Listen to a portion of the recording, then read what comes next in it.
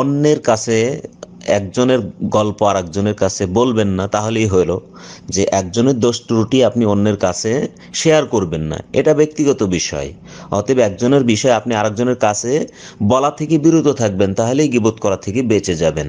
অতএব গীবত থেকে বাঁচার জন্য আমাদের অন্যতম একটি যেটা করণীয় সেটা আমরা বলবো যে প্রথমত আল্লাহর জিকির আজকার বেশি বেশি করবেন, আল্লাহকে স্মরণ করবেন, তাকওয়া অবলম্বন করবেন, খলুসিয়াত বজায় রাখবেন।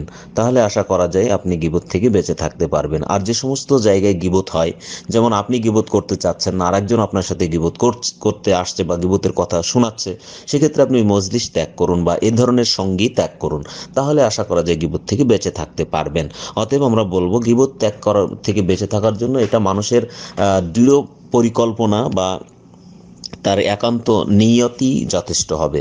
আপনি অন্যের দোষ ত্রুটি আরেকজনের কাছে বলবেন না, একজনের বিষয়ে আরেকজনের কাছে সমালোচনা করবেন না, তাহলেই বিষয়টি ক্লিয়ার হয়ে যায়। কারণ আল্লাহ রাসূল সাল্লাল্লাহু আলাইহি সাল্লামের উপরে না আয়াত নাজিল হয়েছে, আপনারা জানেন যে তোমাদের মধ্যে কেউ কি আইয়ুহিব্বু আহাদুকুম আইয়াকুলা লাহমা আখিহি মাইতান ফাকারিহতুমু, যে তোমাদের কেউ কি তার মরা ভাইয়ের গোশত খেতে পছন্দ করবে, তোমরা সেটা নিশ্চয়ই অপছন্দ করবে।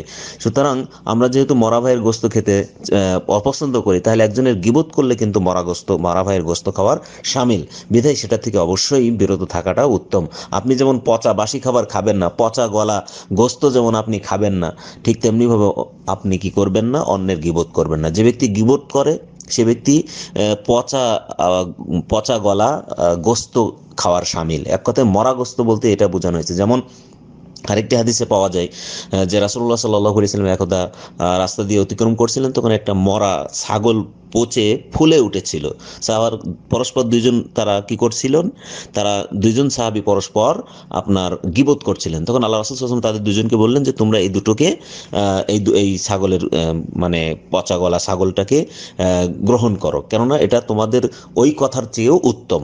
অর্থাৎ একজনের গীবত করা পচা গোস্তর থেকেও কি নিকৃষ্ট বলা হয়েছে। অতএব আমাদের উচিত এ ধরনের কথাবার্তা থেকে বিরত থাকা। সুতরাং এই ভয়াবহতার দিকে লক্ষ্য করে, আল্লাহকে ভয় করে, আল্লাহ রেজামন্দির উদ্দেশ্যে এ ধরনের গীবত চর্চা থেকে আমাদের বিরত থাকতে হবে। আল্লাহ যেন আমাদেরকে বিরত থাকতে সমর্থতা দান করেন। আল্লাহুম্মা আমিন। আল্লাহু তাআলা আ'লাম ওয়া জাযাকুমুল্লাহু খায়রা।